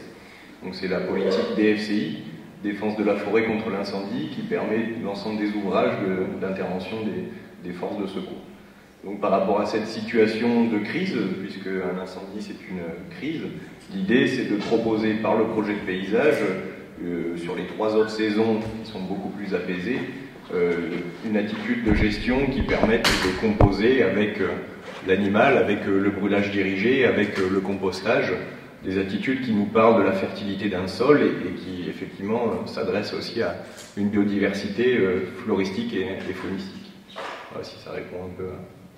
Oui, alors la difficulté qu'on a justement en tant qu'habitant, propriétaire et par rapport à ça, c'est que la règle nous oblige donc à quasiment à tout couper, le couvert au sol en grande partie, donc c'est assez compliqué d'arriver à préserver ne serait-ce que des espaces. Donc il y a quelques propriétaires qui sont réfractaires et qui ne respectent pas la règle pour le bien du paysage, de la faune, de la flore, dont je fais partie, tant pis. Et du coup, voilà, je voudrais savoir si ce serait possible dans les cahiers, d'établir un cahier qui soit peut-être plus respectueux de ça, et de façon à ce que tous les particuliers puissent appliquer quelque chose qui soit conforme, peut-être pas leur mettre des amendes parce qu'ils ne font pas leur travail. Je ne sais pas si c'est possible. Voilà. Alors, je vais me mettre là du coup pour pas tirer sur le fil. Simplement pour vous répondre, il y a un document qui existe, qui a été fait par l'IRSTEA aujourd'hui, qui est un document qui justement essaye de développer une alternative aux OLD radicales, qui du coup font un peu tabula rasa de toute la strate arbustive et herbacée qui est censée être théoriquement la plus inflammable. Donc l'IRSTEA a travaillé sur les questions de saisonnalité, c'est-à-dire à ne pas venir couper quand les plantes à parfum sont en fleurs, toute cette question de systémique entre les plantes à parfum médicinales, toutes les espèces, les butineuses, les mellifères, mais c'est un PDF qui est très complet et que vous pouvez trouver sur Internet, en libre service. Madame, il faut passer par l'expérience. Et si vous créez des comités de quartier, et si aujourd'hui le PNR vous met à disposition des techniciens comme ceux que vous avez entendus, vous allez pouvoir constituer sur un quartier des situations exemplaires. Je crois beaucoup, à un moment donné, de donner la parole à des comités de quartier, parce que si on continue à attendre après la règle, on va finir asphyxié par la règle. Par contre, si l'intelligence de tous les exposés de ce matin peut être au service de ce qu'on appelle le projet de quartier, tout d'un coup, votre maire sera fier parce que vous allez montrer des nouvelles voies et il va y avoir d'autres comités de quartier pour travailler sur Menton et le samedi matin travailler avec les associations pour essayer de vivre ça. La tendance de la ville de Menton, c'est de supprimer les arbres en ville pour pouvoir construire d'une manière dense et pour pouvoir continuer à construire de la ville, alors que les habitants y disent non, ce qui compte c'est comment on bioclimatise la ville, comment un arbre adulte sait prendre 200 litres d'eau par jour dans le sol pour le mettre dans l'atmosphère et baisser la chaleur en été. Donc à un moment donné, voyez, je crois qu'à un moment donné, la règle est arrivée au bout du raisonnement. Il faut redonner à l'action, c'est là, et nos jeunes diplômés, jeunes professionnels maintenant, retrouvent des leviers, énoncent des leviers sur lesquels, et je pense que le comité de quartier est le levier prioritaire avec lequel on a plaisir, nous les professionnels, à venir vous aider pour pouvoir expérimenter. Je fais encore une aparté. Aujourd'hui, carnaval de Nice, puisque j'habite à Nice, les masques 4 mètres de haut sont faits avec des robots. Je travaille avec eux pour voir si, au lieu de faire Charlie Chaplin, ils ne pourraient pas faire la maquette de votre quartier. Et si vous l'avez en représentation assez grande, 4 mètres sur 4, vous allez pouvoir projeter. Et si vous savez projeter, vous pouvez inviter le maire en disant, voilà, pour nous, c'est ça qui serait bien. Et c'est-à-dire sans action, avec une mise à disposition des imprimantes 3D, vous pourrez disposer de cet outil pour réunir les gens de votre quartier, poser les problèmes fonciers et à un moment donné, venir avoir des initiatives. Aujourd'hui, sachez que notre métier est à votre service pour essayer d'enclencher des processus de faire Parce que si on essaie de passer à travers les règles, eh bien, on ne fait rien. Dernière chose, du coup, c'est une perche tendue pour vous inviter le 12 mars prochain à Carry-le-Rouet, puisque l'association Forêt Méditerranéenne organise un colloque qui s'appelle « Changer notre regard sur l'incendie » et qui est une journée de débat et d'experts, de rencontres d'experts sur la thématique de l'incendie. Donc c'est à Carry-le-Rouet le 12 mars prochain. Petite promotion. Tu as bien raison. Dominique. Oui, je voulais savoir si l'atelier Saltus avait comme mission de suivre le plan de paysage de Corinne Corbier pendant plusieurs années auprès des communes. Parce que le problème de ces plans de paysage, c'est que il n'y a pas souvent de personnes qui soient missionnées, même 1 ou 2 journées par mois, pour continuer sur les bonnes idées de ces plans de paysage. Il vaut mieux que Corinne réponde d'abord.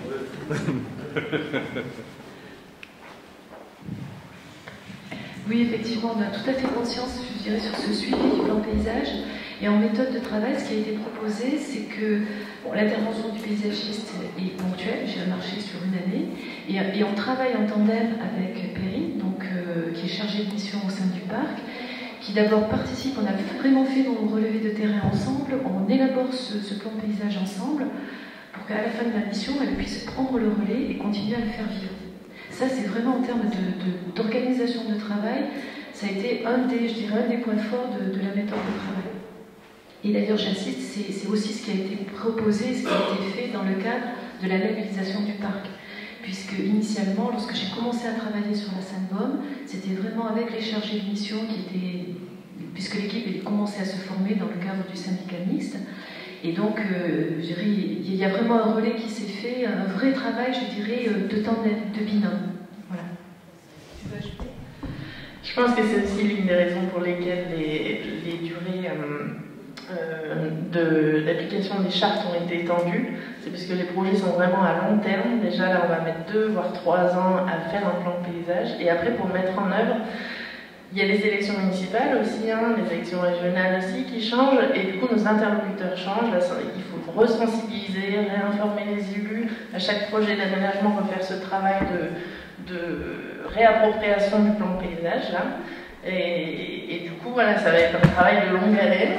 Le plan de paysage, c'est pas une obligation non plus, ça va être des fiches de recommandation, de préconisation.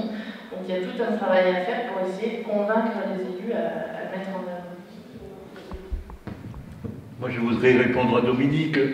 Quel est le temps du paysage ? Nos collègues nous ont dit c'est le siècle. Et pour avoir travaillé sur le pays d'Avignon, le temps, ça a été 9 ans.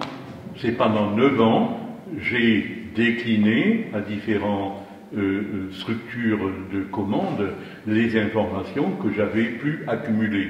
La démarche avait été « Bonjour Monsieur le maire », il y en avait 44, présentez-moi les 5 visages de votre commune.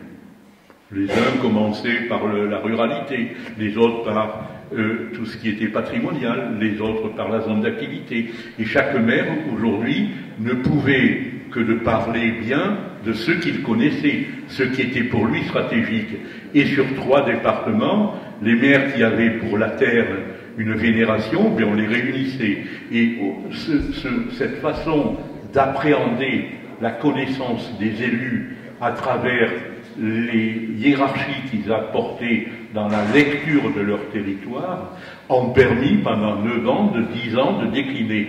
Donc aujourd'hui on travaille avec le ministère pour essayer de savoir si le temps de paysage, le temps des rencontres n'est pas 9 ans, le temps d'un bail agricole, le temps où nos anciens, que tu honorais, pouvaient aujourd'hui mettre du fumier, parce que si tu mets du fumier en quantité, mais tu le ressens pendant 9 ans. Et donc je trouve que ce temps du compost, le temps du paysage, le temps des rencontres ne peut pas être 1 année ou 2 années, c'est un temps plus long. Et ça donne au bureau d'études paysage un certain confort. Je vous rappelle que Gilles Clément, qui fait son jardin au Rayol, est là depuis 24 ans, 4 fois par an. Il vient régulièrement. Et ce jardin ne peut évoluer qu'avec lui. Et je trouve que tant qu'il est vivant, eh bien c'est bien intéressant que les jardiniers se nourrissent du rapport que Gilles entretient avec ce lieu et comment aujourd'hui le travail du jardinier n'est pas un travail bête et méchant, mais c'est un travail d'interprétation d'une pensée théorique. Donc, aujourd'hui, il me semble que tu poses la question, quel est le temps des commandes de paysage, et je crois que ce n'est pas 3 ans, c'est le temps plus long. Alors, qu'est-ce que ça veut dire pour la maîtrise d'ouvrage? Mais ça veut dire qu'il faut s'adapter à ce métier. Le nôtre n'a pas fait Versailles en 1 an. Il a pris le temps. Et je pense que tous les métiers, de nos métiers, sont des temps longs et il faut accompagner la dynamique. Oui, Lucie Kibroca, je suis paysagiste. Vous m'entendez? Oui. Oui, paysagiste jardinière à Marseille et à Cuges-les-Bains, sur la Plaine. Et voilà, j'ai une petite question par rapport à la présentation du début sur le travail du parc. Un exemple très précis sur l'entrée de ville de Cuges où il a été commis une opération immobilière qui est un véritable attentat. Je me demandais, mais voilà, quel est le véritable pouvoir, l'impact du travail du parc par rapport à ce genre de choses qui a peut-être été prévu déjà depuis avant même que le parc n'existe. Voilà, un exemple. Effectivement, le parc n'a été classé qu'en décembre 2017. Donc c'est qu'à partir de ce moment-là qu'il devient, si on peut dire, parce qu'un parc n'est jamais réglementaire, mais en fait, les documents d'urbanisme doivent être rendus compatibles avec la charte de parc. Et ce temps-là est très long, parce que ça se fait à l'opportunité, ça se fait au moment de l'érection des documents d'urbanisme, etc. Et donc, on est dans ce moment de transition, le parc a été créé, mais des projets ont été envisagés il y a des années, et malheureusement, sur ce type de projet-là, on n'a rien pu faire. Voilà. Ça veut dire que dans un futur, ce genre de choses ne devrait plus arriver, effectivement. Après, c'est vrai qu'il y a ce rapport de compatibilité, donc le parc donne des orientations, il y a un plan de parc qui est défini, avec des constructions qui sont autorisées à certains endroits, d'autres non, et du coup, c'est au rôle, c'est les communes qui se sont engagées à appliquer la charte de parc et le plan de parc. Voilà. Donc, le parc a été classé, effectivement, dans cet objectif d'éviter ce genre de projet. Je suis le compagnon d'Adam, donc ma question c'est la même. Mais j'en ai une autre petite. Aujourd'hui, on emploie souvent dans certains domaines le type d'urgence, par exemple l'urgence climatique. On me dit, je ne suis pas paysagiste moi, on me dit le temps du paysagiste est très long. Mais moi, quand je vois ce qui se passe, je me demande s'il n'y a pas une urgence du paysage aussi. Je ne sais pas si les théoriciens pourraient me répondre quelque chose sur ce sujet.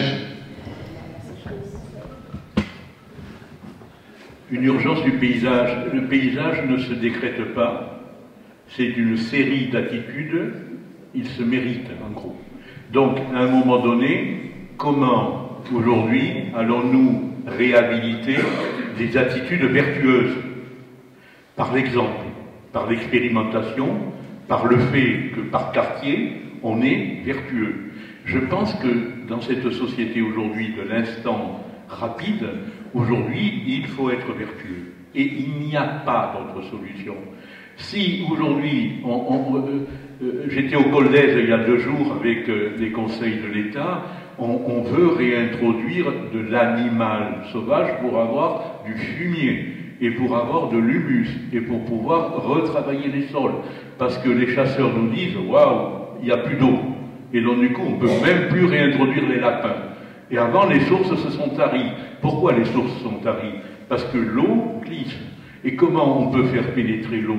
En essayant de réinventer un nouveau.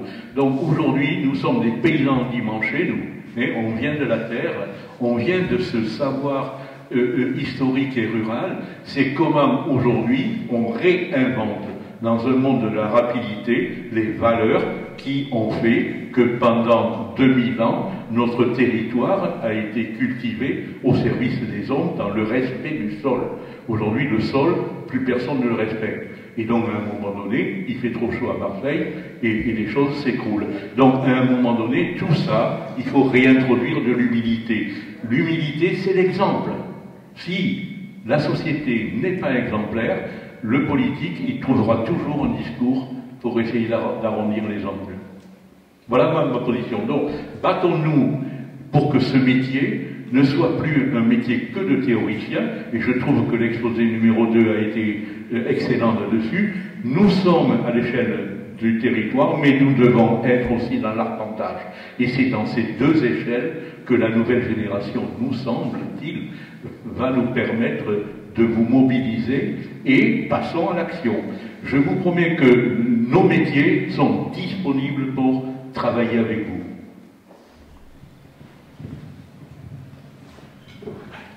Et Francis, moi je suis urbaniste, mais je voudrais juste revenir une seconde sur la première présentation pour dire que le PNR, vous avez dit, bon, autour de la table, c'est un syndicat mixte, il y a tout le monde, département, commune, région, etc. Mais moi je voudrais insister sur le fait que c'est la politique régionale qui finance les PNR et qui les décide. Et que c'est au moment des élections régionales que ces questions-là sont vraiment un enjeu, parce que les communes, par rapport à un PNR, leur pouvoir est faible. Il est important dans la mise en œuvre. Quand vous regardez la carte de France des parcs, vous voyez bien que suivant les régions, vous avez des politiques très différentes. Et la région PACA est assez riche en nombre de parcs d'ailleurs. Mais ce n'est pas la présidence actuelle qui les a lancés. C'est plutôt les anciennes présidences.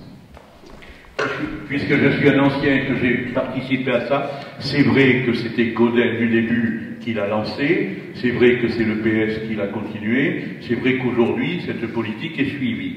Par contre, est-ce que les présidents du parc ont autorité sur le territoire? C'est ça la limite, pardon monsieur, c'est ça la limite de l'exercice. Pour avoir été au conseil scientifique du parc naturel régional des Préalpes d'Azur, j'ai bien compris que quand on est à Antibes, eh bien on va voir le maire Jean Leonetti, quand on est à Grasse, on voit le maire de Grasse, et quand on dépend de Nice, on voit Christian Estrosi. Donc à un moment donné, le président du parc, aujourd'hui, il n'arrive pas à avoir autorité, parce que l'argent, il passe par eux, et non pas par la région. Donc à un moment donné, c'est limite. N'empêche que pour être exemplaire, pour essayer de soutenir des pratiques expérimentales, le parc reçoit du fonds de leader et à un moment donné peut démontrer le bien fondé. Donc quand on est groupe mobilisé, on peut taper à la porte du parc et on peut être aidé dans des pratiques complètement expérimentales. Voilà l'atout du parc. Donc il faut avoir un projet, savoir le présenter, avoir une complicité avec les équipes, et à partir de là, nous on réfléchit sur comment, sur le PNR des Préalpes d'Azur, c'est comment façonner les territoires pour que, en certains lieux, puissent être acceptés les lieux de la transition énergétique et alimentaire. Sans toucher à la terre agricole, sans toucher ça. Et est-ce qu'il suffit 5% du territoire pour avoir une autonomie énergétique de la Côte d'Azur? L'ambition, c'est autour d'un poste source, et c'est ces deux messieurs-là qui ont travaillé et qui l'ont installé, 600 hectares, c'est un tiers de centrales nucléaires. Donc aujourd'hui, l'ambition du parc naturel régional des Préalpes d'Azur, c'est d'accueillir des installations photovoltaïques sans dénaturer ce qui a fait la richesse de ce lieu, qui est les paysages emblématiques des collines d'Andon et des rivières. Vous voyez, on peut arriver, et ça, les politiques de la côte ne sont pas capables de faire ça. Donc il y a des thématiques bien spécifiques au PNR. Voilà ce que je peux dire. Oui, moi je voulais juste revenir et répondre au monsieur sur l'urgence du paysage.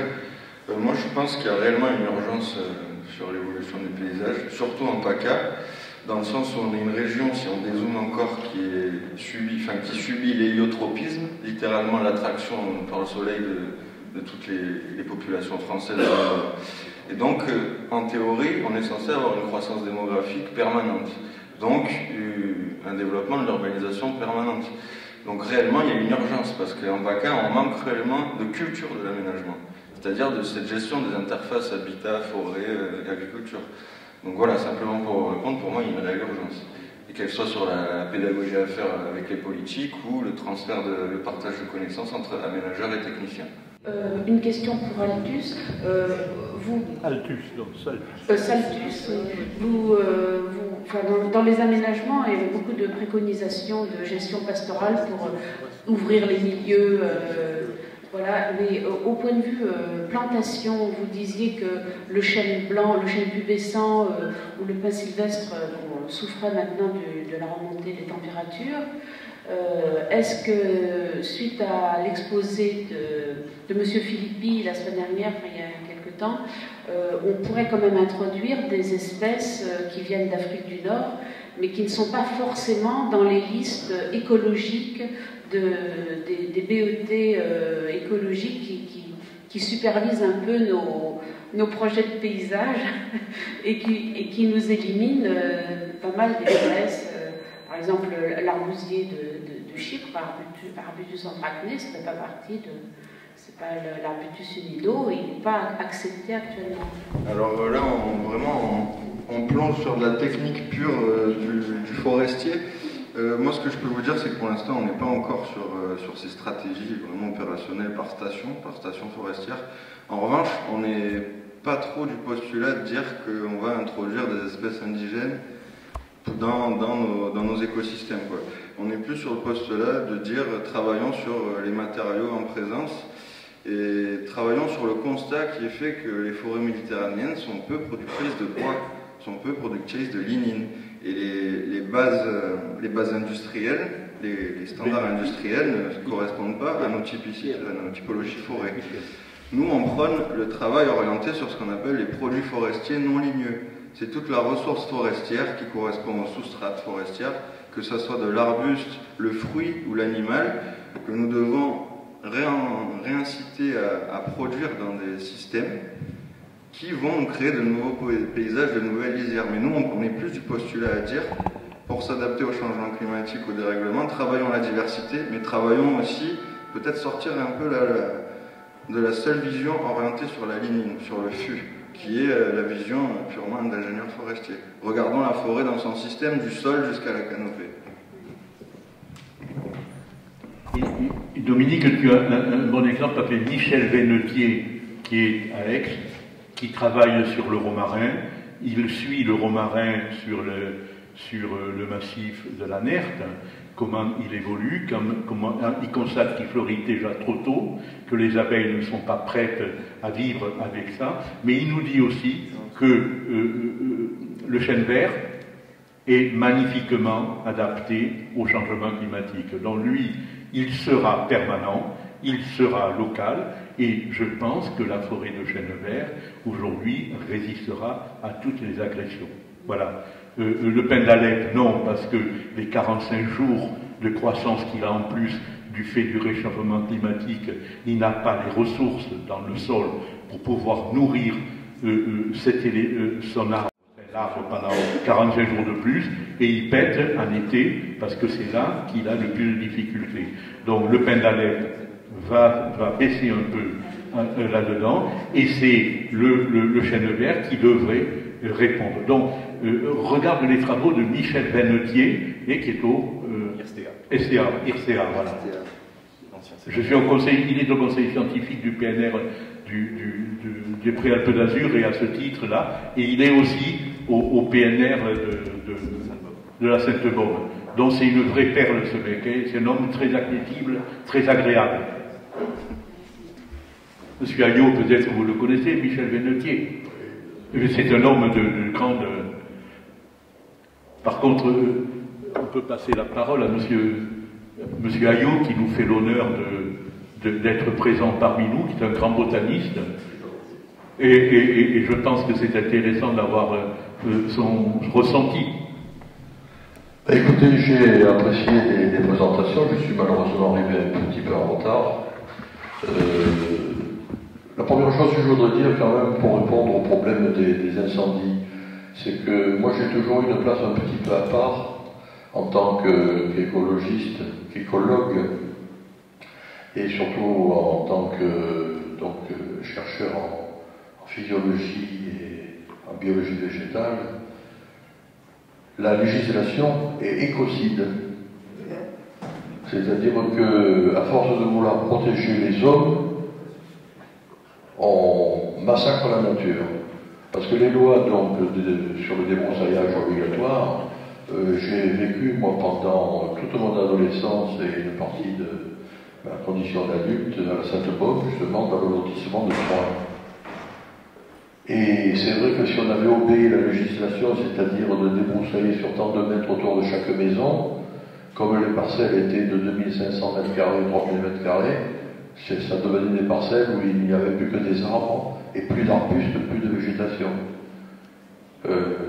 Donc finalement, en dehors de la forêt de la Sainte-Baume, on avait tous les apports qui étaient complètement stérilisés. Et ça, il faut revoir ça.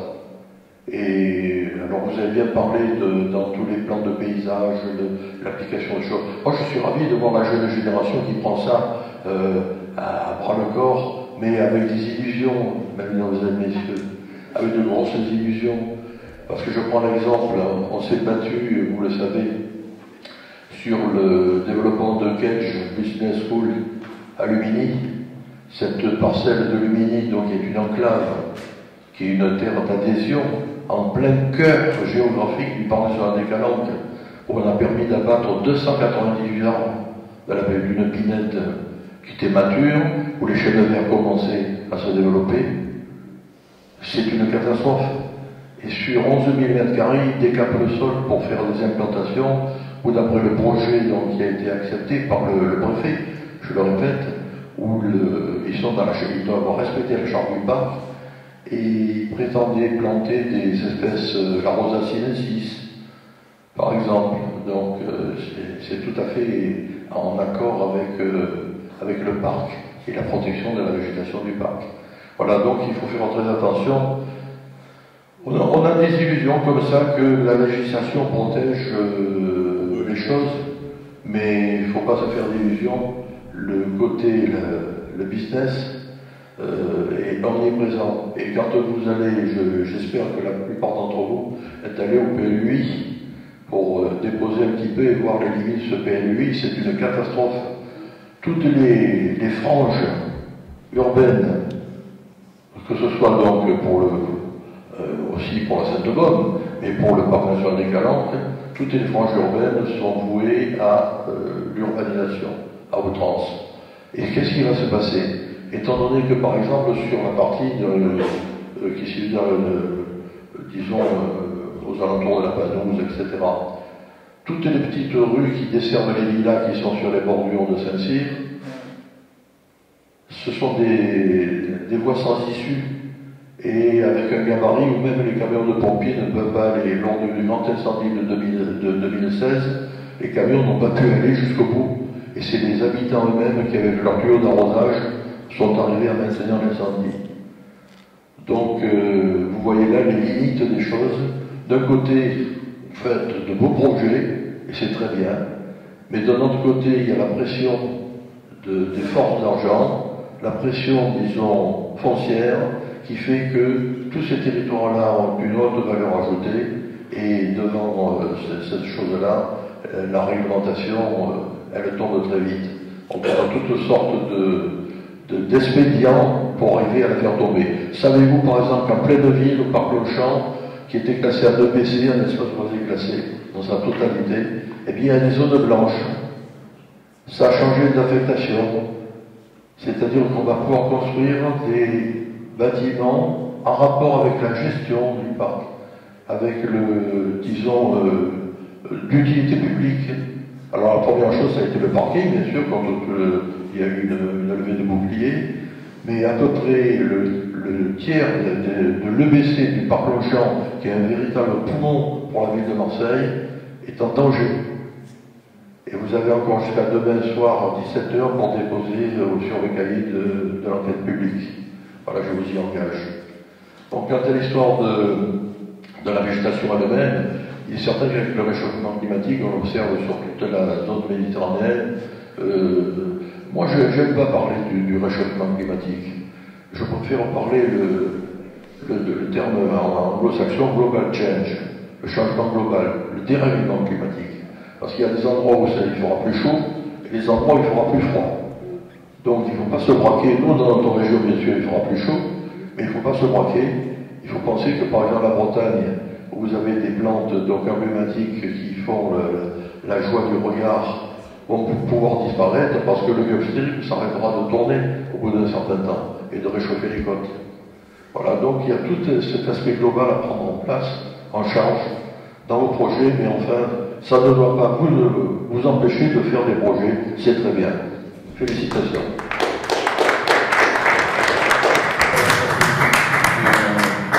Voilà. Est-ce qu'il y a d'autres interventions? Je vous invite à, comme d'habitude, on a toujours un petit moment assez convivial autour d'un petit pot pour continuer les débats. Je prends une dernière casquette en tant que président du conseil de parc du PNR de la Sainte-Baume pour vous inviter la semaine prochaine, donc samedi prochain après-midi à la Sève, justement par rapport au conseil de parc, on organise justement la réunion, le forum des commissions, où en fait chacun, soit la commission agriculture, la commission paysage et urbanisme, peut venir justement intervenir et apporter ses volontés de travail pour les années à venir. Merci.